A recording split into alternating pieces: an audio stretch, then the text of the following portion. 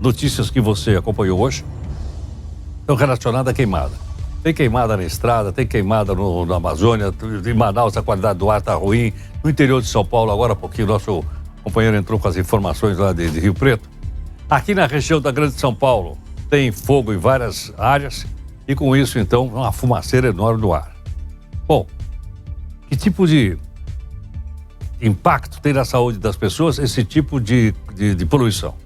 Professor doutor Paulo Saldiva, professor da Faculdade de Medicina da USP aqui conosco. Professor Saldiva, muito obrigado aqui por atender o Jornal Nova Brasil.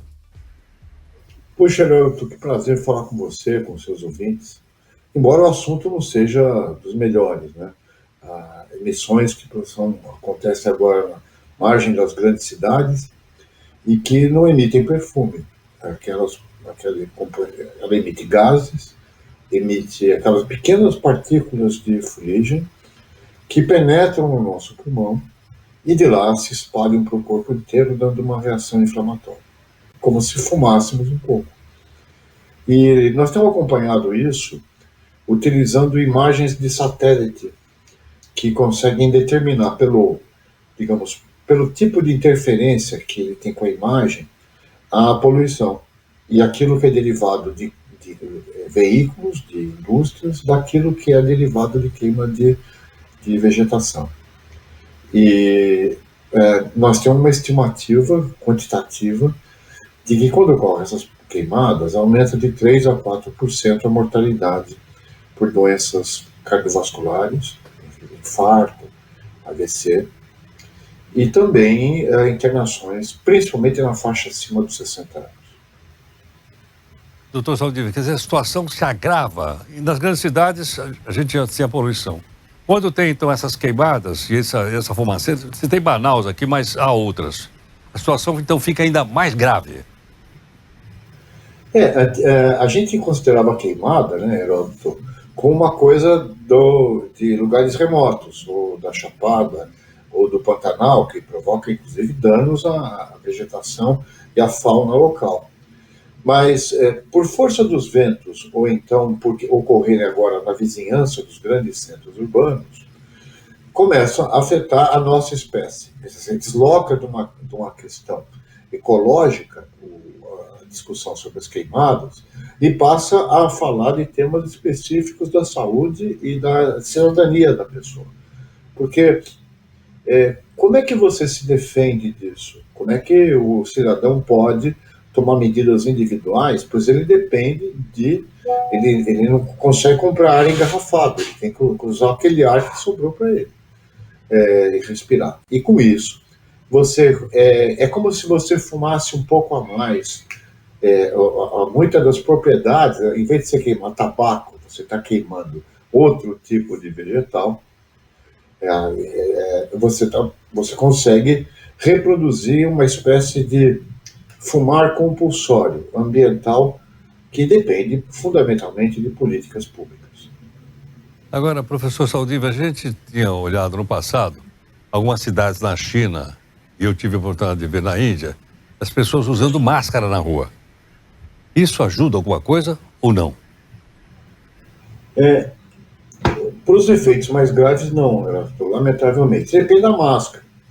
Se você usar uma máscara a máscara necessária para você se proteger dos gases e das partículas, ela tem que ter alguns componentes que são utilizados por bombeiros, são utilizados em algumas circunstâncias especiais, mas não aquela que você compra na farmácia.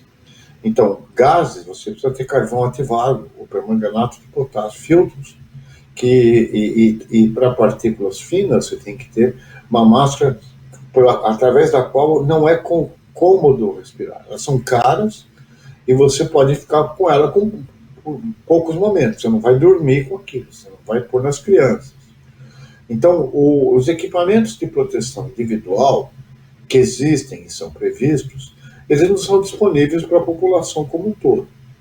Portanto, a forma mais eficiente é você ter, uma vez começado o incêndio, você ter estruturas que são caras de apagar esses incêndios e, ao mesmo tempo, você fazer uma política de preservação de áreas que são potencialmente proteger esses lugares, né? Principalmente no entorno dos grandes centros urbanos. Então, nós temos ainda um caminho um pouco maior a perceber, por causa que o clima não ajuda, né, Robson? Nós estamos num período de muito calor e baixa umidade, que predispõe a vegetação periurbana a queimadas. E, consequentemente, existe também jogar bituca de cigarro acesa, balões, como houve em junho, né, que às vezes provocam incêndios urbanos, mas também podem provocar no espaço periurbano. E, em alguns casos, algumas regiões agrícolas, você tem até uma prática que, por vezes, é até ilegal, de queima de florestas para você expandir a sua área produzida. Então, acho que nós temos ainda... esse é um desafio que nós vamos ter que trabalhar com muita atenção, porque as consequências que ficam depois da queimada não são só aquelas que acontecem para os seres humanos naquele momento. Elas demoram para você reduz os recursos hídricos da cidade, você aumenta ainda mais as ilhas de calor urbano e demora um tempo para aquele sistema se recuperar. Perfeito. Professor Saldiva, muito obrigado pela gentileza. Eu que agradeço e parabéns pelo programa e vamos que vamos.